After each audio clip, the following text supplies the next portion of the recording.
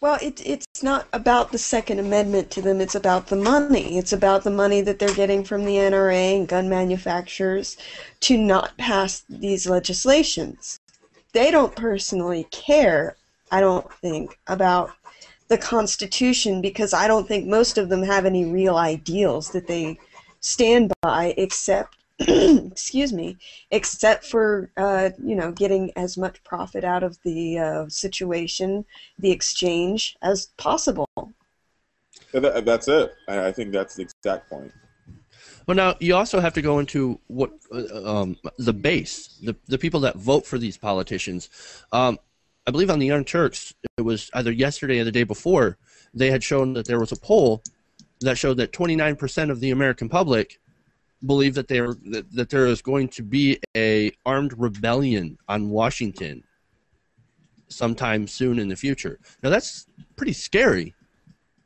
But Daniel, I want to toss this to you. You look like you got something to say. Well, first off, I think that the NRA and the Republican Party kind of suffering the same problems right now. Is that the only base they have is the 22% of America that is the evangelical fringe element that is mostly supports the Republican Party at large we currently have. I think the Republican Party, like the NRA, both have to undergo a form of self-auditorium. They have to undergo a self-audit. But as far as the bills that got watered down, you're talking about the high-capacity magazine ban, along with the assault weapons ban. The assault weapons ban. That I understand why people don't want those in place, because they believe it infringes on the every American right to bear arms. There's many reasons why people will make that case, because if you could look at your armed forces that we currently have, our police have gotten rather militarized. So I understand that element of it. As far as the background checks go, if you fear background checks, usually means that you have priors. You've been priorly convicted.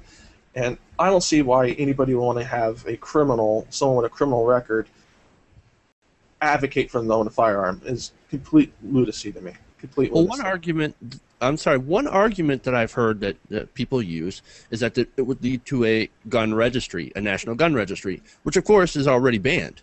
And this background check bill would have actually doubly banned it.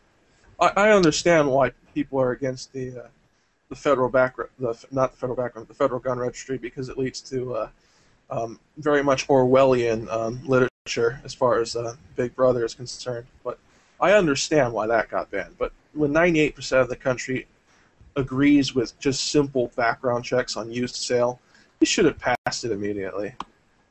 Yeah, and that's the thing. This bill should have passed very easily. This bill would have passed easily, and under 3 Congresses ago would have passed easily. It's just very sad that this happens on this, and this I think has more to do, sadly, with background checks, and it has less to do with background checks and more to do with that the Republican Party is they're willing to do anything to make sure this president loses, including passing stuff that's usually bipartisan and popular with the American people. Do you think that they're afraid of the 22% of the evangelical fringe element will vote for another party besides the Republican Party if they? Oh, I don't know if it's that, or if they're just dead set on not making sure this president's not successful. And I really don't. It's almost to the point where it's almost nonsensical to say that we're going to just do everything possible to make sure he fails. But that's basically what we've seen for the past 4 years since they've been in power.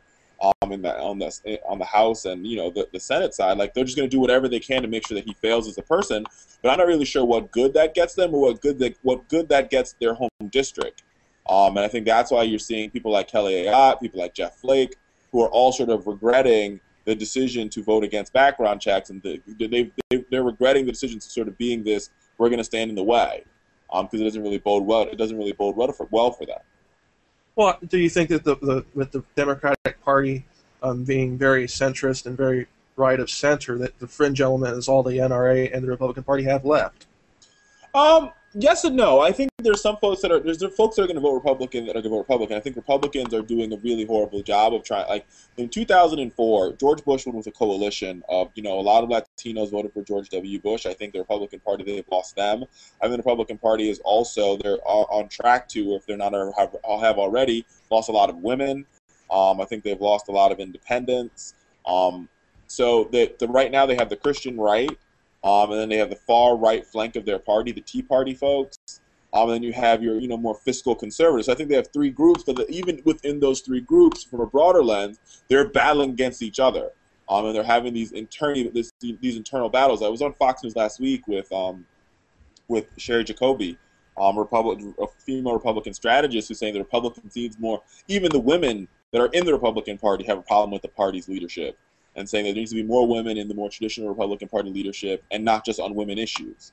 So it's clear that the Republican, we called it at Fowler Show, the pale, stale, and male party, and I think they're living up to that.